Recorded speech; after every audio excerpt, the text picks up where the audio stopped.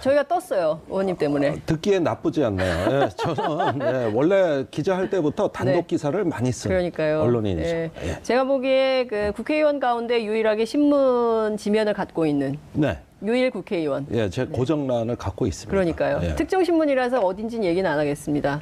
네, 해도 되는데. 네. 예. 아니 그러니까 그 예. 국회의원이 단독 욕심도 있어요. 예. 막 그 자기 지면에 막 자기가 단독을 해. 그렇죠. 저는 이제 그 언론을 할 때부터 네. 프레스 오브 프레스. 프레스 오브 언론의 언론, 언론의 특정을 뿌리는 네. 언론. 예. 그 개벌은 남 못 준다고 국회 와서도 그게 이어지고 있어요. 그러니까요. 어찌됐든 의원님의 UAE 의혹 특종 때문에 저희가 많이 떴습니다. 그래서 앞으로도 그래요? 다양한 특종을 네. 여기서 하셔라. 아니, 뭐 제가 어디 거기 가지 가겠습니까? 말고 예, 여기서 예, 예. 하셔라. 이런 말씀을 알겠습니다. 좀 드리겠습니다. 반가우시죠, 여러분? 샵 5400으로 문자 팍팍 쏴주시고요. TBS 앱. 너무 의견이 없어요. 민망해요. 그러니까 댓글 많이 남겨주시기 바랍니다. 유튜브, 페이스북 지금 바로 시청하실 수 있으십니다. 아침에 재밌는 뉴스가 나왔어요. 혹시 뭡니까? 김어준의 뉴스공장이라는 프로그램 들으세요? 가끔 듣습니다. 네, 예. 오늘 들으셨어요? 못 들었습니다. 오늘 하태경 의원이 고정 출연하는 날인데 네. 오늘 그 방송에 문자가 폭주해서 다운이 됐어요. 그래요? 5천 개가 들어왔대요. 아니, 뭡니까? 그게 왜? 뭘까요? 다 누구 욕이야. 그 올림픽 응원단과 관계돼 있는 올림픽 며칠 전부터 했던 그러니까요. 말이죠. 예, 그 주말부터 굉장히 뜨거웠던 그분 네. 하태경 의원이 출연을 했는데 네. 그 김일성 가면 논란이 있었잖아요. 예, 그렇습니다. 그 눈을 팠잖아요. 예. 응원단이 이렇게 예, 그 예. 휘파람 노래에 맞춰서 예. 미남 가면 그거를 누가 지시했냐? 김여정 부부장이 지시했다. 김일성 가면이 맞다. 이런 주장을 했습니다. 동의하십니까? 참 대꾸할 가치가 없는 아니 아니, 북한에서 동료 의원에 대해서 예, 이렇게. 본회의장에서 제 옆자리예요. 아니, 예. 옆집이, 바로 옆자리. 옆장. 예. 예. 그래서 티격태격하면서 또 자리는 네. 꼭 붙어 있는데 사실 그거는 네. 지나친 상상력에 본인의 어떤 정치적인 의도가 가해진 정말로 그 막말이라고 저는 생각합니다. 아니. 네. 저도 막말을 많이 하는 의원이 있잖아요. 그런데 이거는 조금 경우가 다른 것이 네. 아니 김일성 주석이라 그러면 북한에선 신인데 그러니까요. 그 눈가를 팠다. 그걸 가지고 김여정이 지시했다. 그럼 돌아가면 총살감이라는 얘기 아닙니까? 예. 아오지탄광. 예. 예. 아니 그런 근데 건 그 오빠랑 팔짱 끼고 비상식적이라고 사진 하는데. 찍었던데. 네. 그래서 좀 그런 면에서는 사실을 있는 그대로 보셨으면 좋겠다. 예. 제가 옆자리에 앉은 의원에 대해 막말하기는 힘들잖아요. 그래서 그런 네. 것까지 감안해서 네. 예, 저는 이 정도로 평을 하겠습니다. 네, 굉장히 참고 계시다는 게 눈빛으로 확인이 돼요. 그렇습니다. 내가 사실은 여기서 좀 더 세게 해야 되는데 예. 옆자리에 앉았기 때문에 예. 여기서 줄이겠다. 이게 딱 아니 느껴지는. 학교에 담임 선생도 그렇지 이렇게 짝꿍을 붙여주면 어쩌라는 거야. 예, 제가 가서 잘 얘기하겠습니다. 예. 왜 진짜 정치적 의도가 가해진 막말이라면 사과부터 해야 되는 게 국민적 도리 아닐까요? 우선 사실관계의 문제죠. 사실관계. 예, 우선 그 팩트가 뭐냐. 팩트가 뭐냐. 이런 면인데 네. 이건 100% 아니거든요. 근데 어떻게 알아요? 그런데 그 하태경은 휘파람이라는 노래의 가사를 보면 네. 오늘도 복순이네 집 앞을 걸었네 휘파람. 휘파람. 그 나도 몰래 설레요. 이렇게 나가요. 네. 그러니까 어떤 한 그 남자의 청년이 그렇죠. 그 연인의 집 앞을 지나가는 그렇죠. 장면에서 복순이를 너무 좋아하는 거죠. 복순이를 너무 좋아하는데 네. 그걸 휘파람으로 표현한 거예요. 그렇죠. 이게 노래 가사입니다. 맞아요. 그러면 그게 김일성 주석하고 무슨 관계가 있는데 이거는 복순이네 집 앞에 있는 그 청년을 묘사한 것이죠. 예. 네. 그러니까요. 근데 또 이런 얘기를 해요. 그 김정은 위원장이 한국에서 신세대 우상화를 실험한 거다. 미남 가면으로. 네. 그럴까요? 넘어갈까요? 우리 신세대가. 넘어갑시다. 예.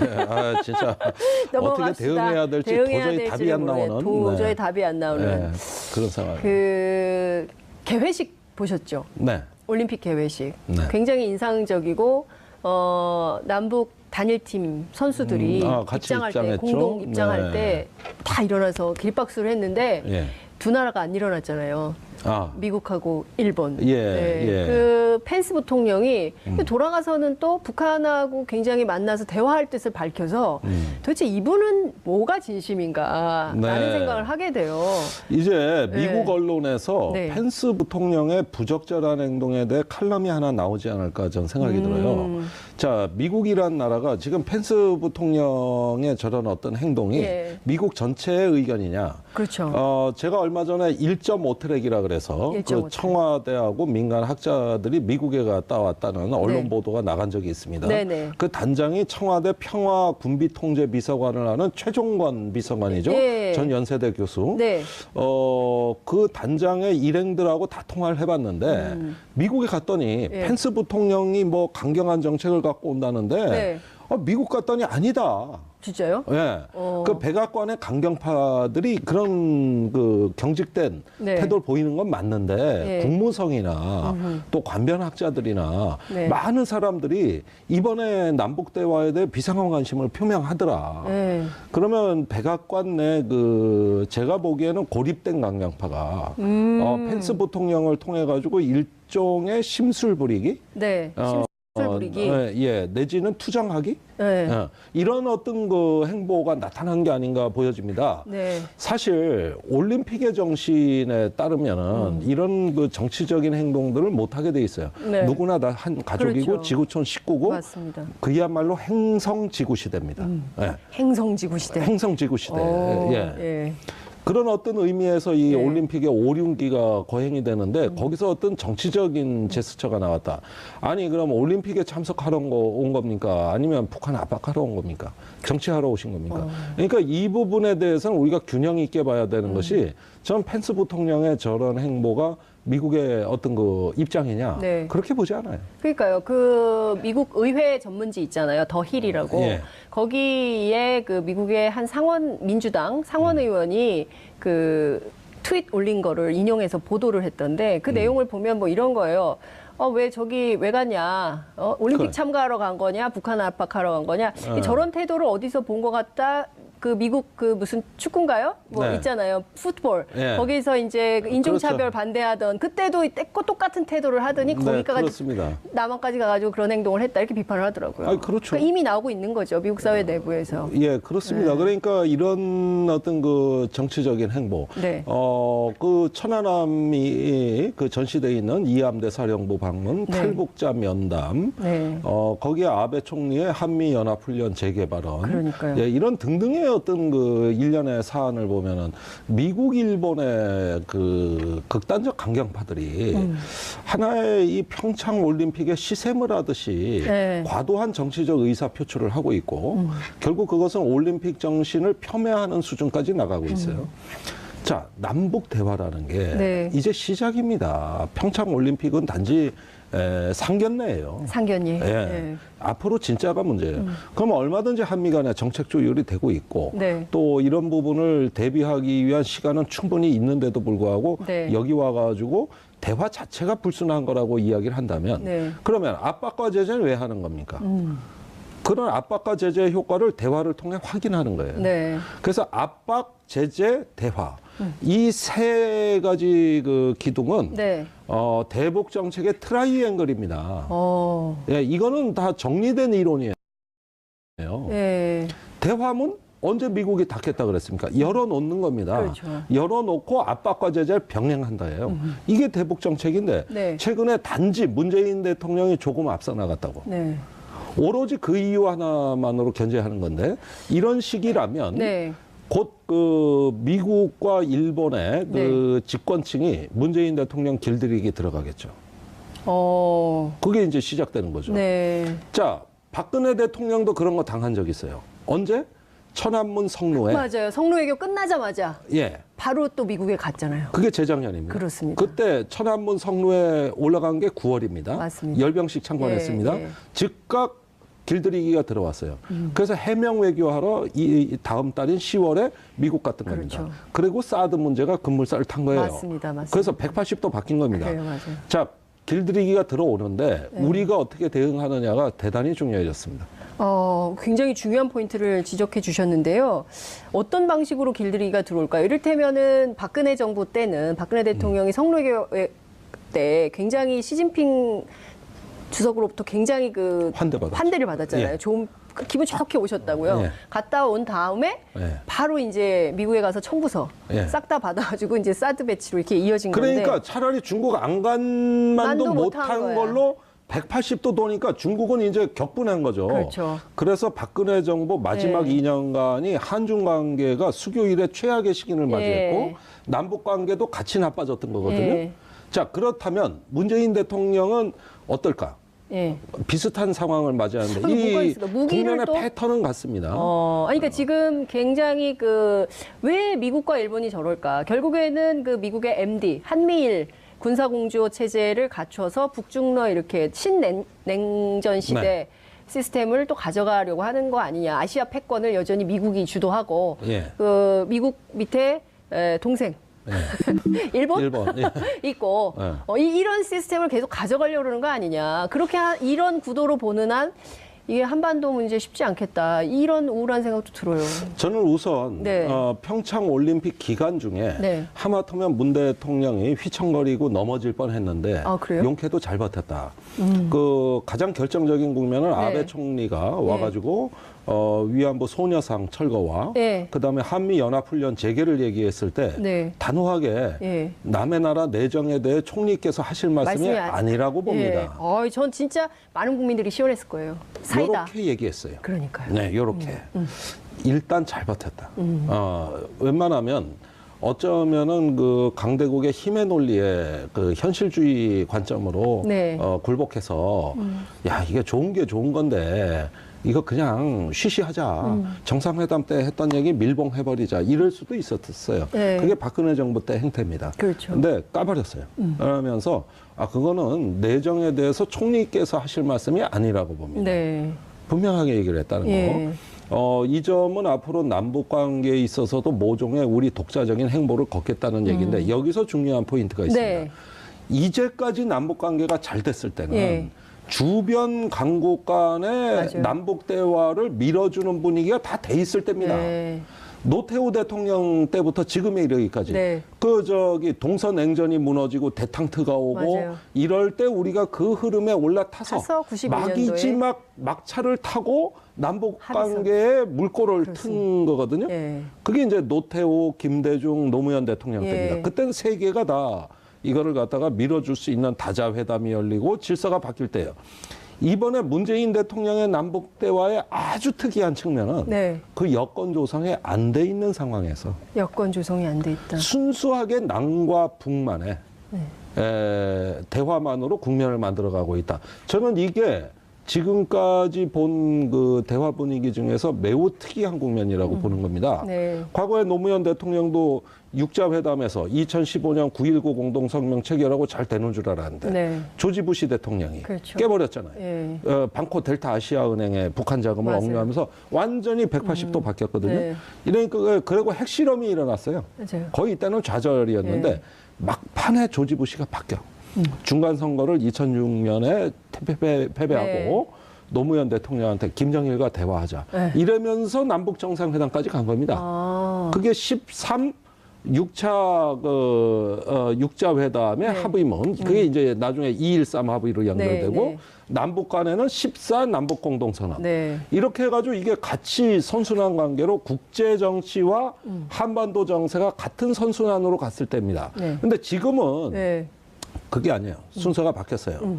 남북 관계가 먼저 끌어주고 네. 그다음에 주변국이 끌려오는 모양새예요. 이게 여태까지 남북 관계 역사상 유일무이한 예. 정말 어떤 특이한 네. 특이점을 형성하고 있다고 저는 보는 겁니다. 아, 그러네요. 지금 의원님 말씀 주시니까 머릿속으로 그림이 막 그려져요. 그러니까 그 대통령께서 한반도 운전자론을 얘기를 했잖아요. 네. 캐르버 재단 연설에서. 예.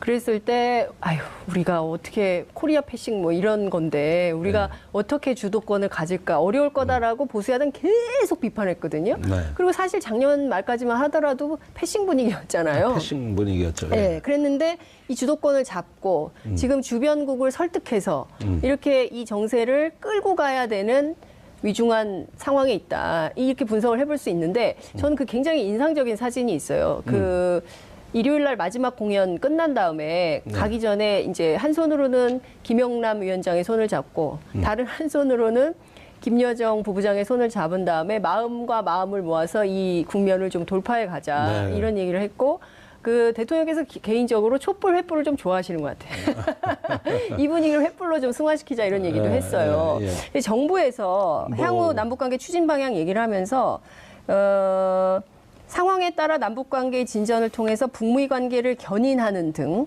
탄력적인 상호 견인을 도모하겠다. 네. 탄력적인 상호 견인 도모. 여기에 숨은 행간의 의미는 뭔가요? 이게 이제 에이전십이라는 건데 에이전십. 브로커. 그러니까 브로커? 북한이 네. 그 우선 평창 올림픽에 참여한 배경을 보셔야 돼요. 자, 평창 올림픽에 참가하기 한 달 전에 네. 문재인 대통령이 그 KTX 안에서 네. 외신과 워싱턴 포스트였습니다. 네. 인터뷰에서 평창 올림픽 기간 중에 한미 군사 연습은 연기하기로 했다. 이렇게 발표한 거 기억하시나? 기억하죠. 모르겠네. 그러니까 북한이 평창 올림픽에 참여를 검토하게 된 건 그 발언 이후라고 생각됩니다. 네. 자, 북한이 대화하고자 하는 상대는 원래 미국이에요. 예. 그렇죠. 예. 거기가 궁극적인 대화 상대입니다. 예. 그거 좀 무시했잖아, 우리를. 근데 미국이 쌩 깠다고 예. 무시했어요. 그렇게 되니까 남한을 징검다리로 해야 되겠는데 그때 남측하고 대화해야 되는 바로미터는 네. 과연 남측이 미국을 얼마만큼 움직일 수 있냐. 요거였어요. 네. 그런데 남측이 미국은 가만히 있는데 우리가 한미 군사 연습을 연기하기로 예. 했다 하면서 예. 그 가장 민감한 문제를 들고 나오면서 아하. 벌써 연기했다. 그런데 사실은 시기만 연기한 게 아닙니다. 규모도 축소했어요. 시기 규모. 네, 다시 열려도 예. 정상적인 규모로 열릴 예. 가능성이 없습니다. 현재로서는. 예. 물론 국면이 바뀌면 모르겠지만. 그러니까 무언가 문재인 정부가 미국을 움직일 수 있다는 가능성을 본 거예요. 이게 남측과의 대화를 하는 김정은의 신년사로 이어진 거구나. 이어진 겁니다. 예. 예, 그러면서 평창올림픽 참가로 급물살을 탄 것이죠. 네. 그렇다면 네. 우리가 남북 간의 대화를 한다고 하는 건 뭐냐 하면은 북한은 미국과 대화를 하고 싶고 예. 미국은 반면에 지금 나오기에는 쑥스럽고 네. 그러면 우리가 부부가 이혼을 하고 다시 합칠 때도 네. 중간에 누가 좀 네. 한 명 나서줘야 있어서 돼. 예. 이쪽 체면도 세워주고 저쪽 체면도 세워주는 뭐 좀 한 명이 있어야 예. 그 좀 쑥스러운 걸 붙고 재결합을 하지. 중매쟁이. 중매쟁이. 예. 우리 정부가 지금 중매쟁이를 해야 되는 거예요. 그러니까 중재자. 이거를 영어로 에이전트라고 하는 에이전트. 거예요. 예. 에이전트십. 에이전트십. 예, 이거를 발휘하는 네. 건데 제 생각엔 그렇습니다. 그동안에 미국이 이제 대북 압박 정책, 국제 공조를 하고 유엔 안보리 제재 결의안이 있는 네. 이런 어떤 압박과 제재 국면에서 문재인 대통령은 처음에 그 한국이 충분히 이익을 담당하고 있다는 진정성을 충분히 보여줬습니다. 네. 그러니까 그런 것들을 한 지난 7, 8개월에 걸쳐서 정치적 자산을 쌓아놓고 네. 그 다음에 우리가 안보의 당사자다. 그러면서 막혀있는 대화에 뭔가 조금 다른 면모를 보여주니까 네. 상대방의 관심 끌기, 그 다음에 그 관심을 호감으로 바꾸기, 네. 그 다음에 한 자리에 모이게 하기, 요런 식의 리더십 발휘. 요걸 이제 중재자, 네. 퍼실리에이터, 촉진자라고도 하는 요런 것에 F 발음이 안 되는 식이네요. 예. 제 영어 발음은 평가하지 마세요. 퍼실리에이터. 예. 못 알아들을 것 같아. 아메리칸 사람들이. 예, 피 발음 같이 했죠. 그러니까 예. 요런 데서 틈새를 발견했다. 틈새 전략이다 이게. 틈새 전략이다. 예. 예. 예. 아, 정말 그 어떤 평론가보다 예. 훨씬 더 정확하게 그리고 사람들이 못 보는 대목을 단순 명쾌하게. 예, 언론인처럼 좀 예. 정리를 정말 잘해 주시는데 댓글이 막 들어왔어요. 윤종근 님께서 김종대 의원님 핫해 혼내주세요. 떼찌. 예, 옆자리에 앉아 있기 때문에 제가 그건 책임지. 떼찌 책임지시기로. 그다음에 이분 매일 주시는 분인데 리2001님께서 미군 철수한다고 벌써 길들이기가 시작되었음. 이런 겁니다. 네. 지금 그 한국에 미국이 배치하는 전략자산, 네. 또 어떤 주한미군 주둔 정책, 네. 지금 여러 개 미군 기지 반환을 하면 구조 조정에 처해 있는 군대입니다. 네.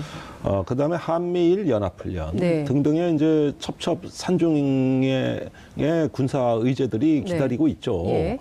자, 이럴 때 예. 작년 8월을 한번 봅시다. 작년 8월에. 그때 웬일인지 북한이 60일간 그 미사일 발사나 핵실험을 안 했어요. 그러니까 트럼프가 갑자기 헷갈려가지고 트위터에 뭐라고 썼냐면은 네. 김정은이 자제하고 있다. 나는 그를 존중한다. 고로 한미연합훈련에 핵잠수함, 항공모함, 전략폭격기를 예. 안 보내. 훈련 규모는 3분의 1로 줄여. 예. 그때 트럼프가 난데없이 김정은은 아무런 선의를 안 보여주는데 넙죽극의 선의라고 감사합니다 하고 연합훈련을 팍 줄여버렸어요. 예. 자, 이렇게 해서 사실상 쌍중단의 프레임이 작동합니다. 쌍중단. 예. 네. 북한은 전략적 도발을 안 하고 예. 미국은 연합훈련과 전략자산 배치를 자제하는 네. 이 변형된 쌍중단의 프레임이 작동했어요. 그게 이번에 평창올림픽에 또 작동합니다. 네. 북한이 지금 열병식을 축소했어요. 축소하고 예. 그다음에 승진대도 외신에 안 하고 예. 우리는 연합훈련을 연기하고. 연기하고. 사실상의 쌍중단 효과. 저는 한반도에서 사실상 예. 북한과 미국 간의 소통이 되는 유일한 프레임은 네. 쌍중단밖에 없다고 봐요. 그것이 쌍중단이라고 말하기를 거북스럽기 때문에 네. 이것은 뭐 다른 언어로 또는 네. 변형된 진화된 형태로 그것이 나타나지만 네. 엄연히 근본적으로 내막을 따져보면 쌍중단의 프레임이 작동하는 거예요. 이미 작동을 하고 있는 네. 거다. 중국, 러시아, 남한이 찬성해요. 이미. 네. 예. 그렇다면 네.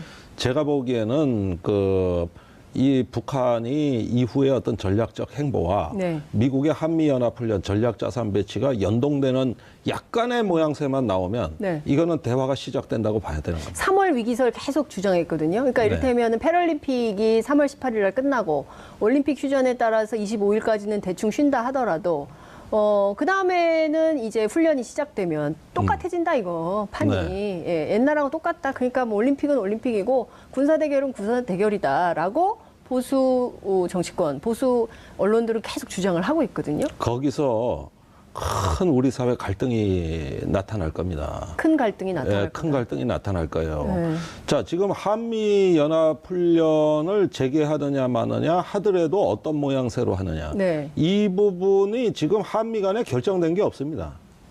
그래요. 평창 올림픽 때문에 모든 게 다 봉합돼 있어요. 네. 자, 그런데 4월 달에 재개할 때 네. 만약에 이걸 갖다 예년보다도 더 북한의 메시지를 강하게 주기 위한 수단으로 제기한다면 전략자산이 다워야 돼요. 네. 미국으로서도 물론 쉽지 않은 일입니다. 네. 이건 강한 결심이 있어야 가능한 일이에요. 네. 그다음에 북한이 응답하듯이 핵실험을 한다거나 미사일 발사를 하게 되면 네. 어떻게 되느냐. 네. 남북 대화의 신락 같은 희망을 그냥 희망사항으로 남겨둔 채 정세는 다시 원위치됩니다. 그러면 안 되는데. 안 되는 거죠. 예. 자, 이럴 때 쌍중단의 그 변형된 프레임은 어떻게 작동하는 것이냐. 네. 북한이 전략적인 도발을 아예 안 하거나 네. 또는 그 양상을 축소한거나 네. 여러 가지 어떤 모양으로 미국에 대해 가지고 성의를 보인다는 제스처를 취하고 이번에 열병석 시처럼 네. 그렇게 하고 한미연합훈련을 하기는 하되 네. 전략자산이 빼고 작년 8월 같이 네. 예, 또는 네. 장소를 조금 동해서 네. 저 일본 쪽으로 아예 옮겨가지고 호주 쪽에 좀 가서 하는 건 어떨까요? 호주 쪽에서는 따로 하는 게 있어요. 예, 거긴 그래요? 관할이 안 돼? 달라. 안 관할이. 돼. 글로 가면 안 돼요. 관할이 아니에요? 네. 거긴 달라요. 참석. 일본 쪽에서 그냥. 그러니까 일본이 훈련 그렇게 좋아하니까 네. 니네가 해라. 이제? 니네가 해. 이런 식으로. 네. 약간의 어떤 그 변형을 해도 우리 훈련은 큰 지장 없었거든요. 이런 식으로 해가지고 네. 상호 간에 약간의 어떤 신호를 좋은 쪽으로 발신하게 되면 네. 저는 그거는 사실상 대화라고 보는 거예요. 그건 대화입니다. 자, 그 와중에 남북 군사회담이 열리는 것이죠. 남북 군사회담이. 예. 지금 언제쯤 열릴 판문점 거예요, 회담을 네. 할 때 우리가 합의한 세 가지가 네. 1번이 평창올림픽 참여, 네. 2번이 군사회담 개최, 맞습니다. 3번이 교류협력입니다. 네. 이 세 가지가 지금 살아있는 거예요. 다 살아있는 카드다. 예, 근데 교류협력은 북한이 관심이 없습니다. 이건 우리 측 요구사항이에요. 네. 반면에 군사회담은 북한이 제기한 의제입니다. 네. 그럼 뭘 얘기하겠습니까? 한반도의 안보 문제, 평화 문제 얘기하자는 거거든요. 네. 자, 그 아젠다가 살아놓은 거예요. 그걸 하기 위해서 북한이 평창올림픽 온 겁니다. 평창올림픽 자체가 목적이 아닌 거예요. 북한은. 군사회담입니다. 군사회담. 네. 자, 그렇게 되면 확성기 방생 또 판문점이나 휴전선 서해 5도에서 우발 충돌 방지 네. 상호 군사 함라인 구성 등 여러 가지 군사 협력 의제들이 나오고 네. 그것이 심화되고 고도화되면은 이제 평화 문제가 나오겠죠. 평화. 그게 바로 이제 핵과 미사일 문제인데 네. 그 문제는 우리가 감당할 수가 없고 네. 반드시 미국을 초청해야 되는 것이죠. 그 의제에 초청을 해줘야 되는 네. 것이죠. 이 흐름이 지금 어느 정도 분위기는 무르익는데 네. 미국이 평창올림픽 때문에 북한에 대해 더 강경해진다는 게 말이 안 되는 게 지금 북한하고 대화하려면 미국은 평창올림픽 올 필요가 없어요. 네. 부통령 와서 자리에서 안 일어서도 돼. 네. 그 사이에 지금 스웨덴하고 네. 뉴욕 채널이 가동되고 있습니다. 지금. 예. 북미가 비공식적으로 스웨덴? 되고 있어요. 왜 스웨덴이에요? 스웨덴, 뉴욕은 뭐 그럴 수 있는데. 스웨덴이 세상에 알아줄 에이전트입니다. 그거 아주 에이전트들이 유명한, 우리만 네. 있는 줄 알았더니 스웨덴은 있어요? 예, 그렇습니다. 중재자 역할을 스웨덴이 한다고요? 그걸로 아주 유명한. 지금 남북한을 자유자재로 드나드는 몇 안 되는 국가죠. 나라 중에 하나가 스웨덴이죠. 예, 중재 외교. 예. 예, 지금 제가 이거 한 가지 설명을 드려야 되겠네요. 예. 이 북한하고 대화를 통한 평화적 해법을 주장하는 나라들이 네. 서로 경쟁이 붙어 있는데 지금요? 제가 보기엔 3개국이에요. 네. 노르웨이, 스웨덴, 캐나다. 캐나다는 지금 얼마 전에 10개국 우리 한국전쟁 담사국 예. 초청해가지고 자기네가 회의도 열었잖아요. 국제회의. 거기 강경화 장관도 가고 막 그랬었잖아요. 네, 그렇습니다. 네, 그래서 엄청 자기네가 중진국으로 한반도 평화에 개입하는 것처럼. 근데 캐나다가 왜 저러지? 이런 생각을 했어요. 미국 가서 네. 부시 유엔 총회 그 참석차 네. 트럼프 대통령 만나가지고 캐나다 총리가 네. 북한하고 대화하세요. 이랬다가 거의 싸대기 맞을 뻔한 일도 있어요. 트리도 총리가. 진짜, 네. 진짜예요. 네. 근데 제가 전 세계에 가장 재밌는 나라가 캐나다인데 네. 북한이 미국에 미사일을 발사해서 네. 중간에 약간 계산이 착오가 되면은 미국 땅에 안 떨어지고 캐나다에 떨어져요. 캐나다 양 옆에 미국이 있어. 그래서 자기네 생존권이 걸렸어요. 자기네 생존권이 걸려 있는데 네, 네. 내가 캐나다 언론이나 정부 사람들 만났을 때 네. 아니 미국같이 강경책을 왜 안 쓰고 네. 잘못하면 핵미사일이 캐나다 떨어지는데 안 무서워? 그러니까 우리나라는 인구 밀도가 낮아서 웬만한 데 떨어져도 상관없어요? 크게 다칠 우려가 없습니다. 그거보단 그거 걱정하느니 네. 평화적 해법을 찾는 게 낫습니다. 난 그래서 오. 전 세계 제일 재밌는 나라다. 네, 그러네, 예. 진짜. 바로 예. 국경 밖에 미국은 지금 분위기가 난리가 났는데. 180도 예, 다른데 예. 이런 거예요. 그러니까 이런 와중에서도 네. 북극 가서도 냉장고 파는 에이전트는 있는 거라고.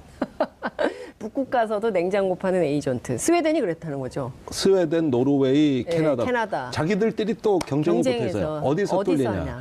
그런데 제가 스웨덴에 이제 북한 갔다 온, 평양 갔다 온 예. 사람들을 만나요. 네. 그 안보개발연구원 이런 데하고 여러 차례. 예. 그래서 북한 소식을 듣습니다만은 국내에 알려진 것과 전혀 달리 평양에 가서 이야기를 들어보면 압박과 제재가 아직까지 전혀 안 통한다.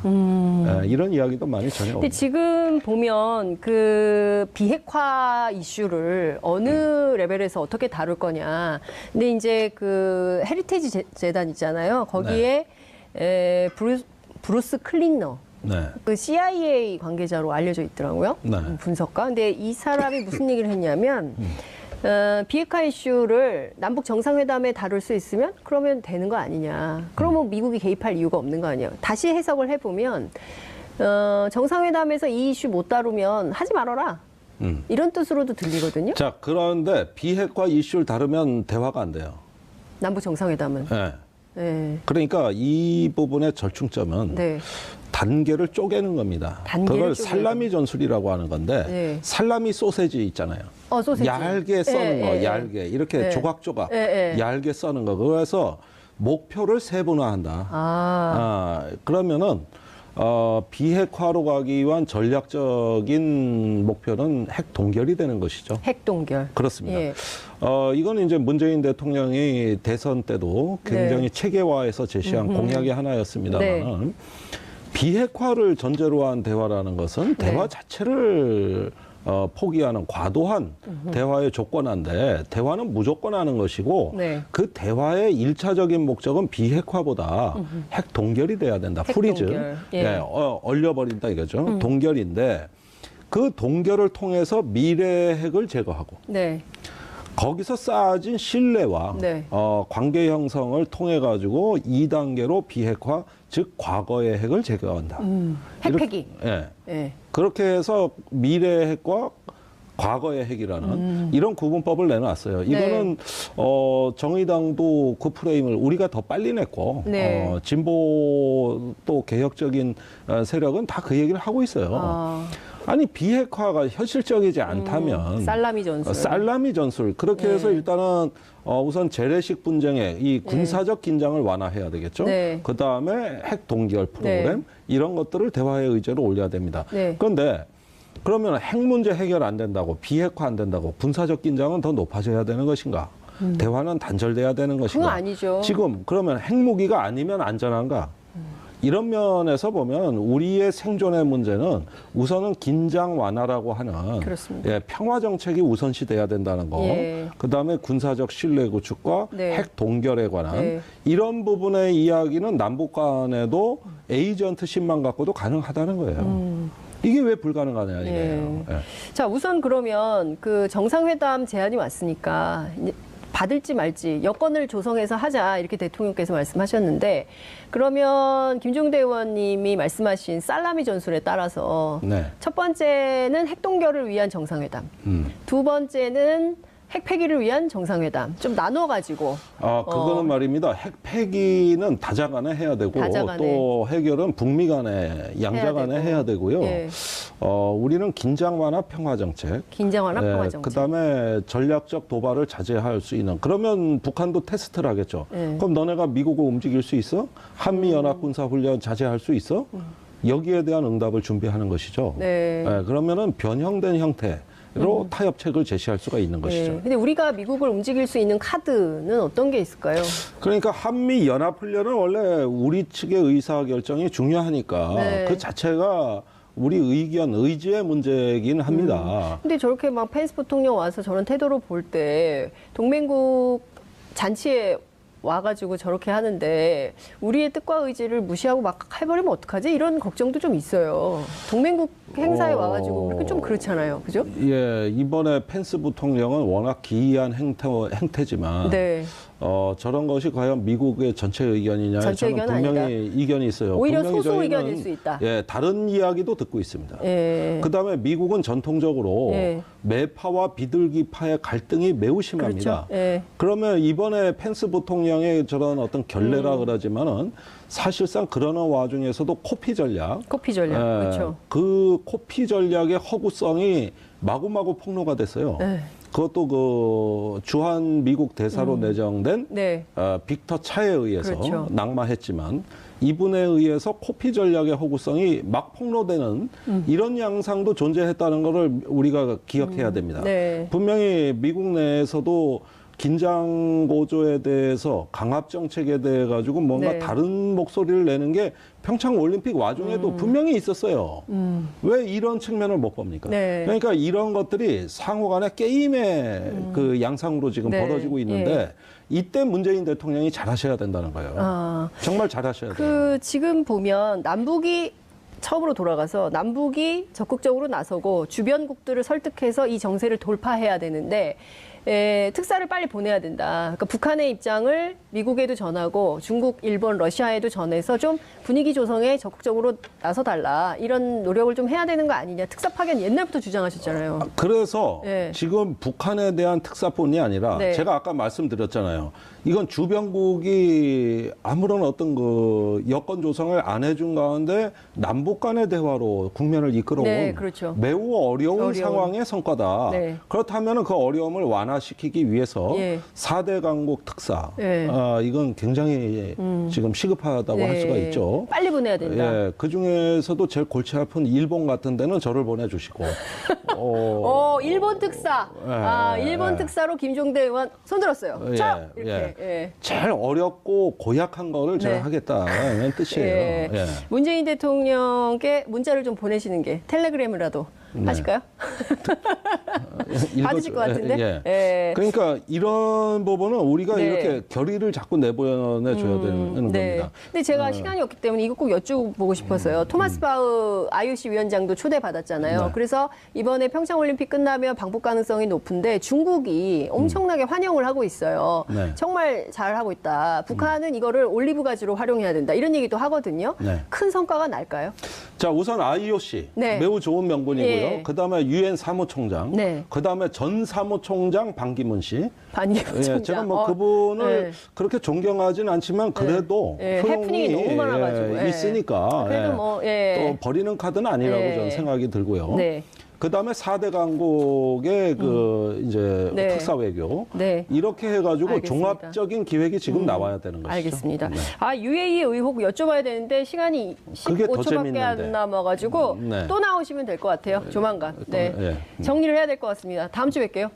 아, 저희가 떴어요. 의원님 때문에. 듣기에 나쁘지 않네요. 예, 저는 원래 기자할 때부터 단독 네. 기사를 많이 쓴 그러니까요. 언론인이죠. 예. 예. 제가 보기에 그 국회의원 가운데 유일하게 신문 지면을 갖고 있는 네. 유일 국회의원. 예, 제 고정란을 갖고 있습니다. 그러니까요. 예. 특정 신문이라서 어딘지는 얘기는 안 하겠습니다.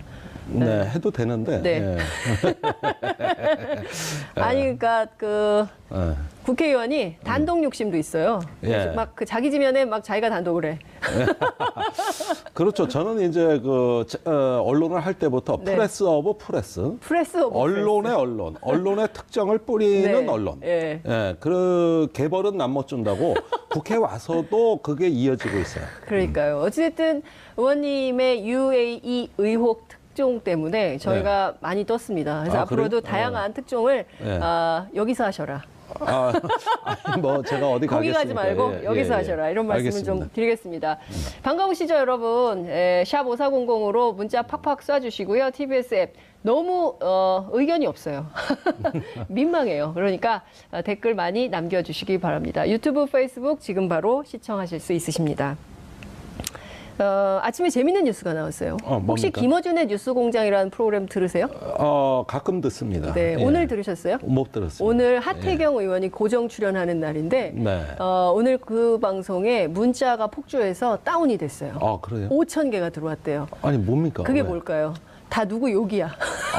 그 올림픽 응원단과 관계돼 있는 올림픽 며칠 전부터 했던 그러니까요. 말이죠. 예, 그 주말부터 굉장히 뜨거웠던 그분 네. 하태경 의원이 출연을 했는데 네. 그 김일성 가면 논란이 있었잖아요. 예, 그렇습니다. 그 눈을 팠잖아요. 예. 응원단이 이렇게 예, 그 예. 휘파람 노래에 맞춰서 예. 미남 가면 그거를 누가 지시했냐? 김여정 부부장이 지시했다. 김일성 가면이 맞다. 이런 주장을 했습니다. 동의하십니까?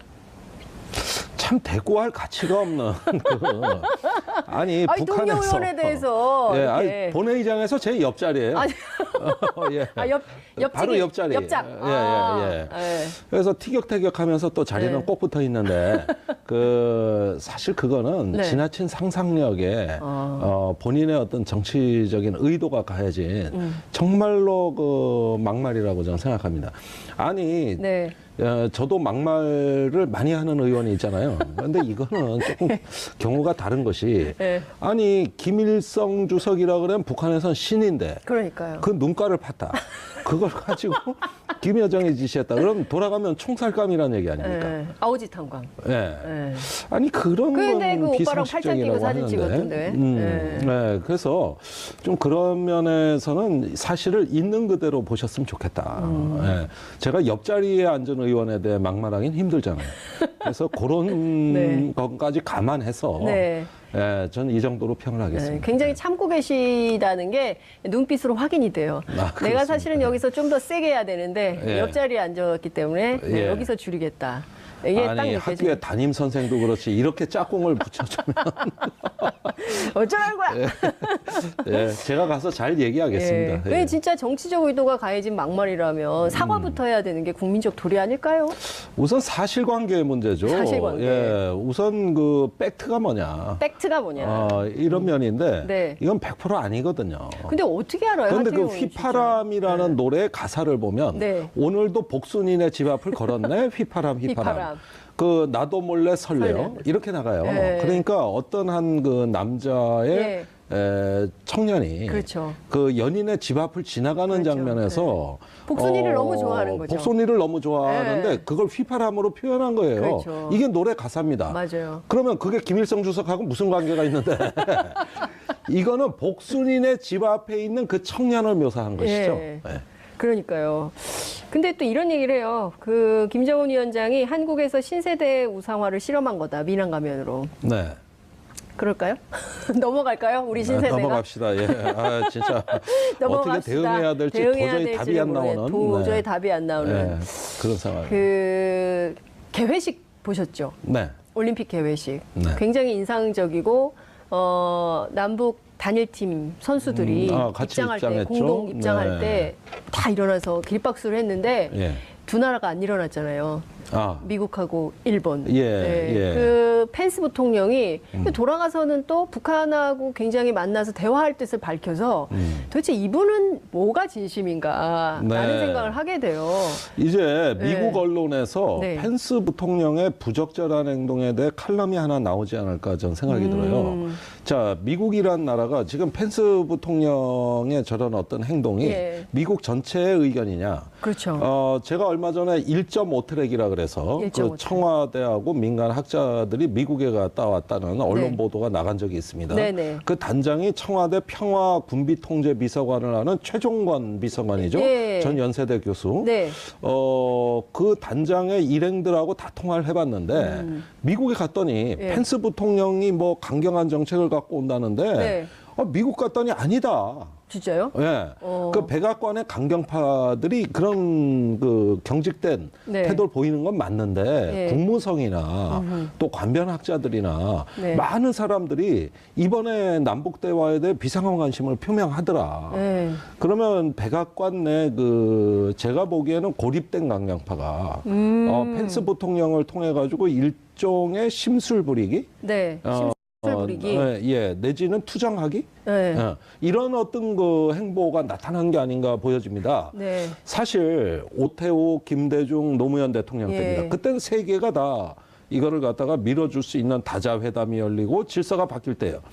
이번에 문재인 대통령의 남북 대화의 아주 특이한 측면은 네. 그 여건 조성에 안 돼 있는 상황에서 여건 조성이 안 돼 있다. 순수하게 남과 북만의 대화만으로 국면을 만들어가고 있다. 저는 이게 지금까지 본 그 대화 분위기 중에서 매우 특이한 국면이라고 보는 겁니다. 네. 과거에 노무현 대통령도 육자회담에서 2015년 9.19 공동성명 체결하고 잘 되는 줄 알았는데 네. 조지 부시 대통령이 그렇죠. 깨버렸잖아요. 예.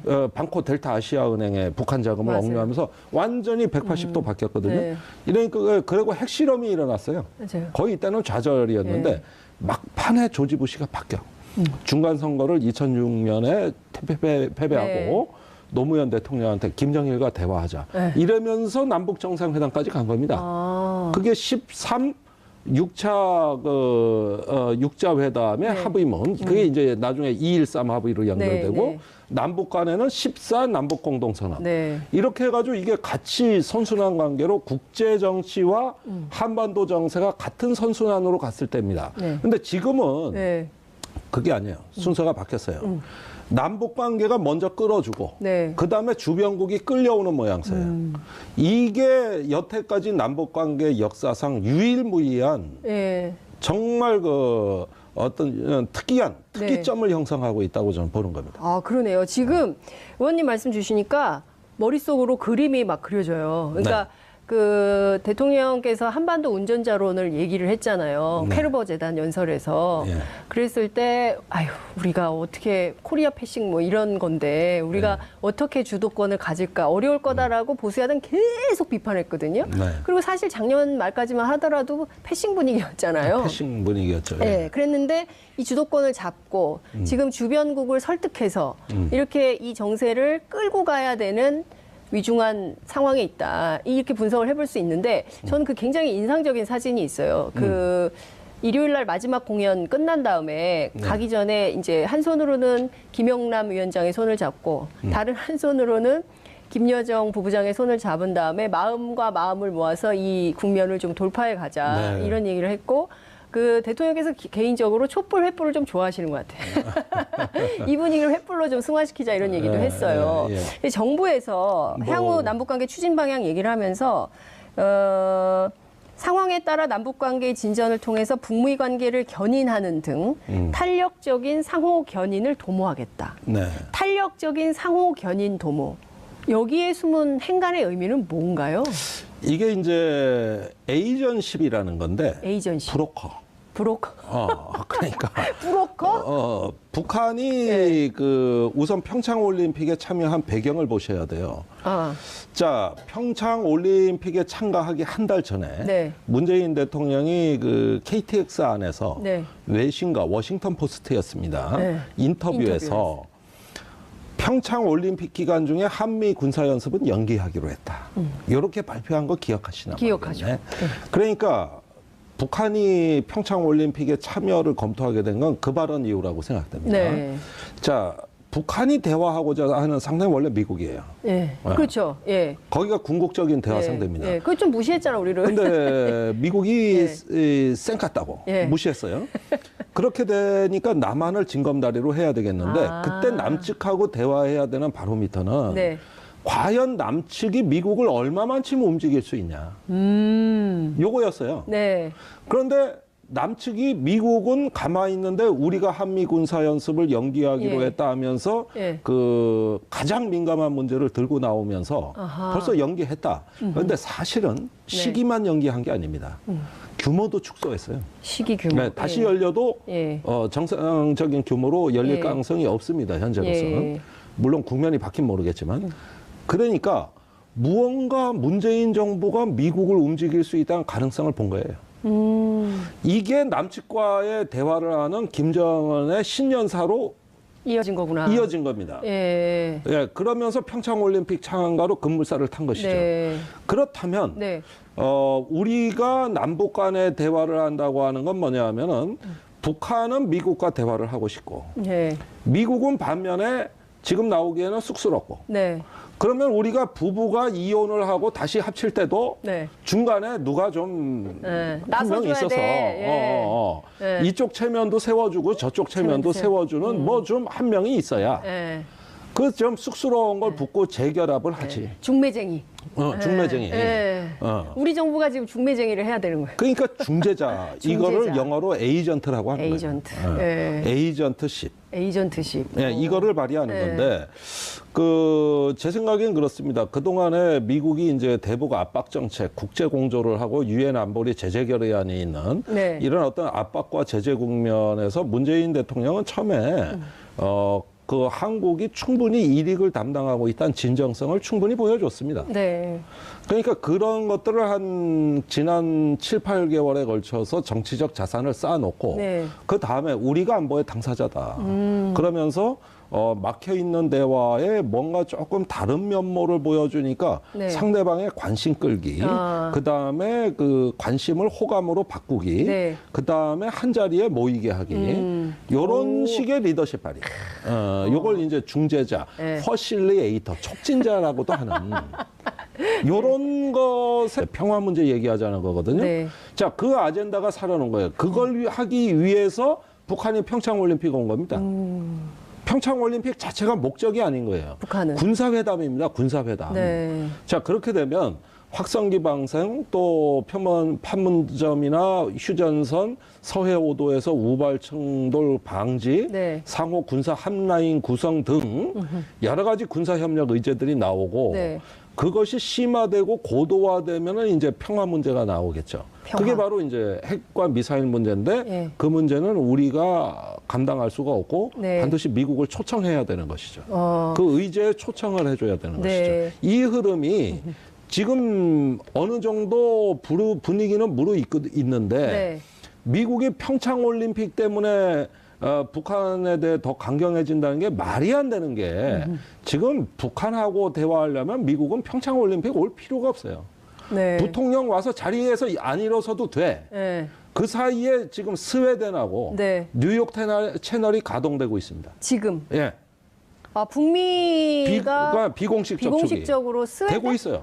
왜 스웨덴이에요? 스웨덴, 뉴욕은 뭐 그럴 수 있는데. 스웨덴이 세상에 알아줄 에이전트입니다. 아, 예, 예. 그거 아주 에이전트들이 유명한, 우리만 네. 있는 줄 알았더니 스웨덴은 있어요? 예, 그렇습니다. 중재자 역할을 스웨덴이 한다고요? 그걸로 아주 유명한. 지금 남북한을 자유자재로 드나드는 몇 안 되는 국가죠. 나라 중에 하나가 스웨덴이죠. 예, 중재 외교. 예. 예, 지금 제가 이거 한 가지 설명을 드려야 되겠네. 예. 이 북한하고 대화를 통한 평화적 해법을 주장하는 나라들이 네. 서로 경쟁이 붙어 있는데 지금요? 제가 보기엔 3개국이에요. 네. 노르웨이, 스웨덴, 캐나다. 캐나다는 지금 얼마 전에 10개국 우리 한국전쟁 담사국 네. 초청해가지고 자기네가 회의도 열었잖아요. 국제회의. 거기 강경화 장관도 가고 막 그랬었잖아요. 네, 그렇습니다. 네, 그래서 엄청 자기네가 중진국으로 한반도 평화에 개입하는 거죠. 네, 근데 캐나다가 왜 저러지? 이런 생각을 했어요. 미국 가서 네. 부시 유엔 총회 그 참석차 네. 트럼프 대통령 만나가지고 캐나다 총리가 네. 북한하고 대화하세요. 이랬다가 거의 싸대기 맞을 뻔한 일도 있어요. 트리도 총리가. 진짜. 네. 진짜예요. 네. 근데 제가 전 세계에 가장 재밌는 나라가 캐나다인데 네. 북한이 미국의 미사일을 발사해서 네. 중간에 약간 계산이 착오가 되면은 미국 땅에 안 떨어지고 캐나다에 떨어져요. 캐나다 양 옆에 미국이 있어. 그래서 자기네 생존권이 걸렸어요. 자기네 생존권이 걸려 있는데 네. 내가 캐나다 언론이나 정부 사람들 만났을 때 네. 아니 미국같이 강경책을 왜 안 쓰고 네. 잘못하면 핵미사일이 캐나다 떨어지는데 안 무서워? 그러니까 우리나라는 인구 밀도가 낮아서 웬만한 데 떨어져도 상관없어요? 저 크게 다칠 우려가 없습니다. 그거보단 그거 걱정하느니 네. 평화적 해법을 찾는 게 낫습니다. 난 그래서 오. 전 세계 제일 재밌는 나라다. 네, 그러네, 예. 진짜. 바로 예. 국경밖에 미국은 지금 분위기가 난리가 났는데. 180도 예, 다른데 예. 이런 거예요. 그러니까 이런 와중에서도 네. 그 북극 가서도 냉장고 파는 에이전트는 있는 거라고. 북극 가서도 냉장고 파는 에이전트. 스웨덴이 그랬다는 거죠. 스웨덴, 노르웨이, 예, 캐나다. 캐나다. 자기들끼리 또 경쟁이 붙어 있어요. 어디서 뚫리냐. 하냐. 그런데 제가 스웨덴에 이제 북한 갔다 온, 평양 갔다 예. 온 사람들을 만나요. 네. 그 안보개발연구원 이런 데하고 여러 차례. 예. 그래서 북한 소식을 듣습니다만은 국내에 알려진 것과 전혀 달리 평양에 가서 이야기를 들어보면 압박과 제재가 아직까지 전혀 안 통한다. 이런 이야기도 많이 전해 근데 옵니다. 지금 보면 그 비핵화 이슈를 어느 레벨에서 어떻게 다룰 거냐.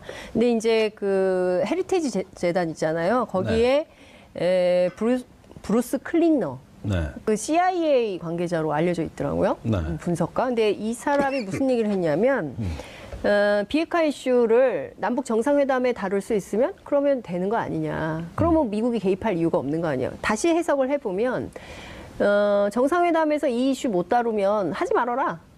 이런 뜻으로도 들리거든요. 자, 그런데 비핵화 이슈를 다루면 대화가 안 돼요. 남북 정상회담은. 네. 네. 그러니까 이 부분의 절충점은 네. 단계를 쪼개는 겁니다. 단계를 그걸 쪼개는 살라미 전술이라고 하는 건데 네. 살라미 소세지 있잖아요.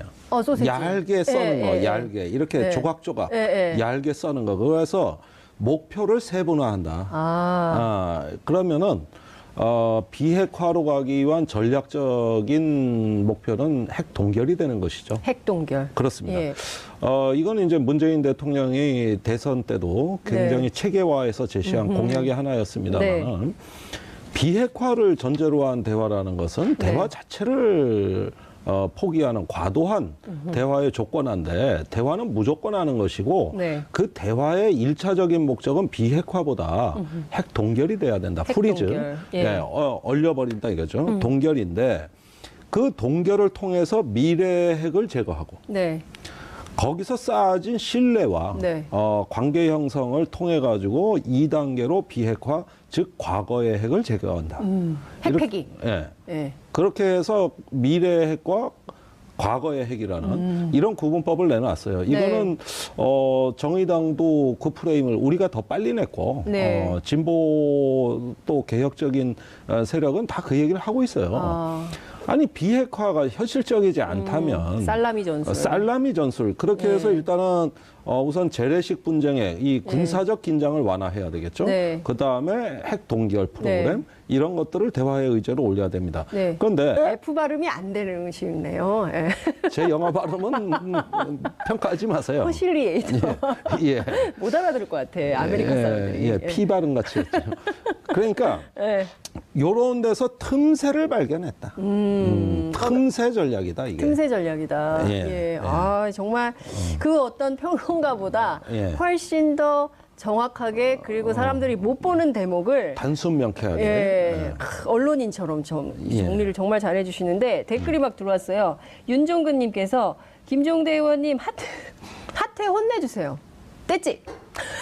예, 옆자리에 앉아 있기 때문에 제가 그건 책임지. 떼찌 책임지시기로. 그다음에 이분 매일 주시는 분인데 리2001님께서 미군 철수한다고 벌써 길들이기가 시작되었음. 이런 겁니다. 네. 지금 그 한국에 미국이 배치하는 전략자산, 네. 또 어떤 주한미군 주둔 정책, 네. 지금 여러 개 미군 기지 반환을 하면 구조 조정에 처해 있는 군대입니다. 네. 그다음에 한미일 연합훈련 네. 등등의 이제 첩첩 산중의 군사 의제들이 기다리고 있죠. 예. 자, 이럴 때 작년 8월을 한번 봅시다. 작년 8월이요. 그때 웬일인지 북한이 60일간 그 미사일 발사나 핵실험을 안 했어요. 그러니까 트럼프가 갑자기 헷갈려가지고 트위터에 뭐라고 썼냐면은 네. 김정은이 자제하고 있다. 나는 그를 존중한다. 고로 한미연합훈련에 핵잠수함, 항공모함, 전략폭격기를 예. 안 보내. 훈련 규모는 3분의 1로 줄여. 예. 그때 트럼프가 난데없이 김정은은 아무런 선의를 안 보여주는데 넙죽국의 선의라고 감사합니다 하고 연합훈련을 팍 줄여버렸어요. 예. 자, 이렇게 해서 사실상 쌍중단의 프레임이 작동합니다. 쌍중단. 예. 네. 북한은 전략적 도발을 안 하고 예. 미국은 연합훈련과 전략자산 배치를 자제하는 네. 이 변형된 쌍중단의 프레임이 작동했어요. 그게 이번에 평창올림픽에 또 작동합니다. 네. 북한이 지금 열병식을 축소했어요. 축소하고 예. 그다음에 승진기도 외신에 안 하고 예. 우리는 연합훈련을 연기하고. 연기하고. 사실상의 쌍중단 효과. 저는 한반도에서 사실상 예. 북한과 미국 간의 소통이 되는 유일한 프레임은 네. 쌍중단밖에 없다고 봐요. 그것이 쌍중단이라고 말하기를 거북스럽기 때문에 네. 이것은 뭐 다른 언어로 또는 네. 변형된 진화된 형태로 그것이 나타나지만 네. 엄연히 근본적으로 내막을 따져보면 쌍중단의 프레임이 작동하는 거예요. 이미 작동을 하고 있는 네. 거다. 중국, 러시아, 남한이 찬성해요. 이미. 네. 예. 그렇다면 네. 제가 보기에는 이 북한이 이후에 어떤 전략적 행보와 네. 미국의 한미연합훈련 전략자산 배치가 연동되는 약간의 모양새만 나오면 네. 이거는 대화가 시작된다고 봐야 되는 겁니다. 3월 위기설 계속 주장했거든요. 그러니까 네. 이를테면 패럴림픽이 3월 18일 날 끝나고 올림픽 휴전에 따라서 25일까지는 대충 쉰다 하더라도 그 다음에는 이제 훈련이 시작되면 똑같아진다 이거 판이. 네. 예, 옛날하고 똑같다. 그러니까 뭐 올림픽은 올림픽이고 군사 대결은 군사 대결이다라고 보수 정치권, 보수 언론들은 계속 주장을 하고 있거든요. 거기서 큰 우리 사회 갈등이 나타날 겁니다. 큰 갈등이 나타날 예, 큰 갈등이 나타날 거예요. 네. 자, 지금 한미 연합 훈련을 재개하느냐 마느냐 하더라도 어떤 모양새로 하느냐. 네. 이 부분이 지금 한미 간에 결정된 게 없습니다. 그래요. 평창 올림픽 때문에 모든 게 다 봉합돼 있어요. 네. 자, 그런데 4월 달에 재개할 때 네. 만약에 이걸 갖다 예년보다도 더 북한에 메시지를 강하게 주기 위한 수단으로 제기한다면 전략 따산이 다워야 돼요. 네. 미국으로서도 물론 쉽지 않은 일입니다. 네. 이건 강한 결심이 있어야 가능한 일이에요. 네. 그다음에 북한이 응답하듯이 핵실험을 한다거나 미사일 발사를 하게 되면 네. 어떻게 되느냐. 네. 남북 대화의 신락 같은 희망을 그냥 희망사항으로 남겨둔 채 정세는 다시 원위치됩니다. 그러면 안 되는데. 안 되는 거죠. 네. 자, 이럴 때 쌍중단의 그 변형된 프레임은 어떻게 작동하는 것이냐. 네. 북한이 전략적인 도발을 아예 안 하거나 네. 또는 그 양상을 축소한거나 네. 여러 가지 어떤 모양으로 미국에 대해 가지고 성의를 보인다는 제스처를 취하고 이번에 열병석 시처럼 네. 그렇게 하고 한미 연합 훈련을 하기는 하되 네. 전략 자산이 빼고 작년 8월 같이 네. 예, 또는 네. 장소를 조금 동해에서 네. 저 일본 쪽으로 아예 옮겨가지고 호주 쪽에 좀 가서 하는 건 어떨까요? 호주 쪽에서는 따로 하는 게 있어요. 예, 거긴 관할이 달라. 관할이. 안 돼. 글로 가면 안 돼요. 관할이 아니에요. 네. 거긴 달라요. 참석. 일본 쪽에서 그냥. 그러니까 일본이 훈련 그렇게 좋아하니까 네. 니네가 해라. 이제? 니네가 해. 이런 식으로. 네. 약간의 어떤 그 변형을 해도 우리 훈련은 큰 지장 없었거든요. 이런 식으로 해가지고 네. 상호 간에 약간의 어떤 신호를 좋은 쪽으로 발신하게 되면 네. 저는 그거는 사실상 대화라고 보는 거예요. 그건 대화입니다.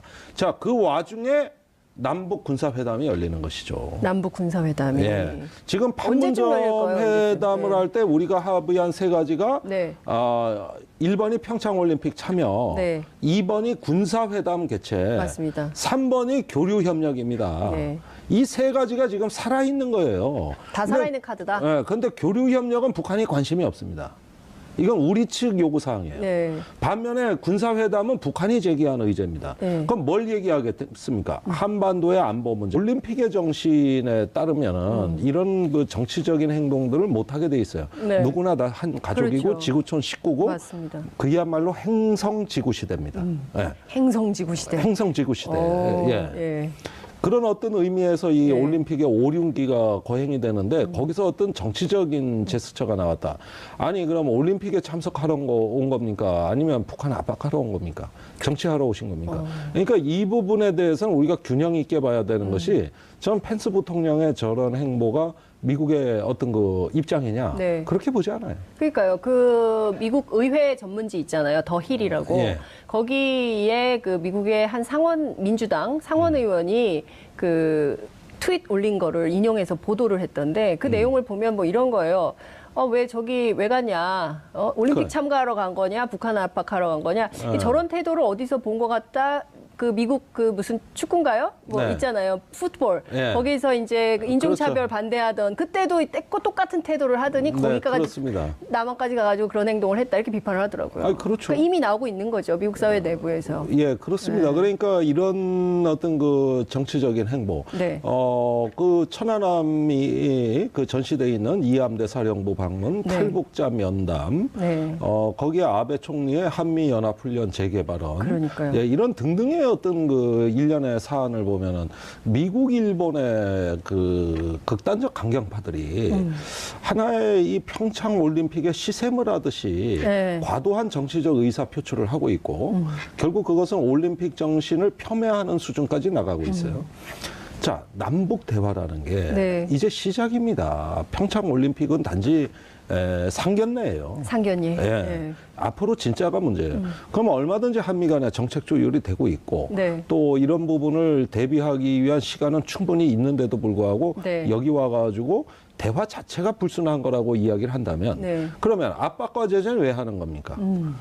그런 압박과 제재의 효과를 대화를 통해 확인하는 거예요. 네. 그래서 압박, 제재, 대화 이 세 가지 그 기둥은 네.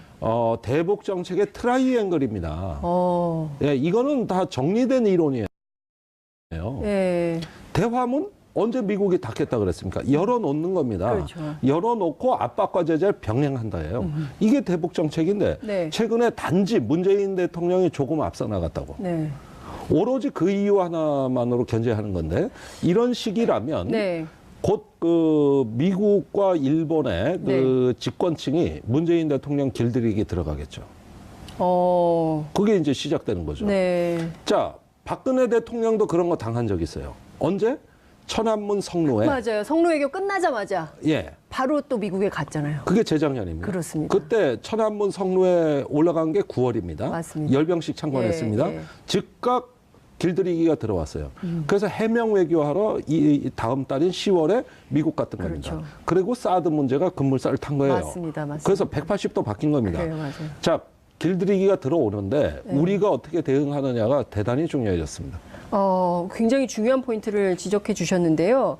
어떤 방식으로 길들이기가 들어올까요? 이를테면은 박근혜 정부 때는 박근혜 대통령이 성노외교 때 굉장히 시진핑 주석으로부터 굉장히 그 환대를 받았잖아요. 예. 좋은 기분 좋게 오셨다고요. 예. 갔다 온 다음에 예. 바로 이제 미국에 가서 청구서 예. 싹 다 받아가지고 이제 사드 배치로 이렇게 이어진 건데. 그러니까 차라리 중국 안간만도 만도 못한 거야. 걸로 180도 도니까 중국은 이제 격분한 거죠. 그렇죠. 그래서 박근혜 정부 마지막 예. 2년간이 한중 관계가 수교 이래 최악의 시기를 맞이했고 남북 관계도 같이 나빠졌던 거거든요. 예. 자, 그렇다면 문재인 대통령은 어떨까? 예. 비슷한 상황을 맞이하는데 뭐가 이 있을까? 무기를 국면의 또? 패턴은 같습니다. 아니, 그러니까 지금 굉장히 왜 미국과 일본이 저럴까? 결국에는 그 미국의 MD, 한미일 군사공조 체제를 갖춰서 북중러 이렇게 신냉전 시대 네. 시스템을 또 가져가려고 하는 거 아니냐. 아시아 패권을 여전히 미국이 주도하고, 예. 그 미국 밑에 동생. 일본? 예. 있고 예. 이런 시스템을 계속 가져가려고 그러는 거 아니냐. 그렇게 이런 구도로 보는 한 이게 한반도 문제 쉽지 않겠다. 이런 우울한 생각도 들어요. 저는 우선 네. 평창 올림픽 기간 중에 네. 하마터면 문 대통령이 휘청거리고 넘어질 뻔했는데 아, 그래요? 용케도 잘 버텼다. 그 가장 결정적인 국면은 아베 총리가 와가지고 위안부 소녀상 철거와 네. 그다음에 한미 연합훈련 재개를 얘기했을 때 네. 단호하게 예. 남의 나라 내정에 대해 총리께서 하실 말씀이 아니라고 봅니다. 전 진짜 많은 국민들이 시원했을 거예요. 사이다. 이렇게 얘기했어요. 그러니까요. 네, 이렇게 일단 잘 버텼다. 웬만하면 어쩌면은 그 강대국의 힘의 논리에 그 현실주의 관점으로 네. 굴복해서 야 이게 좋은 게 좋은 건데 이거 그냥 쉬쉬하자. 정상회담 때 했던 얘기 밀봉해버리자. 이럴 수도 있었어요. 네. 그게 박근혜 정부 때 행태입니다. 그렇죠. 근데 까버렸어요. 그러면서 그거는 내정에 대해서 총리께서 하실 말씀이 아니라고 봅니다. 네. 분명하게 얘기를 했다는 예. 거. 이 점은 앞으로 남북 관계에 있어서도 모종의 우리 독자적인 행보를 걷겠다는 얘기인데 여기서 중요한 포인트가 있습니다. 네. 이제까지 남북 관계가 잘 됐을 때는 예. 주변 강국 간의 맞아요. 남북 대화를 밀어주는 분위기가 다 돼 있을 때입니다. 네. 노태우 대통령 때부터 지금에 이르기까지 네. 동서냉전이 무너지고 대탕트가 오고 맞아요. 이럴 때 우리가 그 흐름에 올라타서 91년도에 막이지 막차를 타고 남북 합의서. 관계에 물꼬를 튼 거거든요. 예. 그게 이제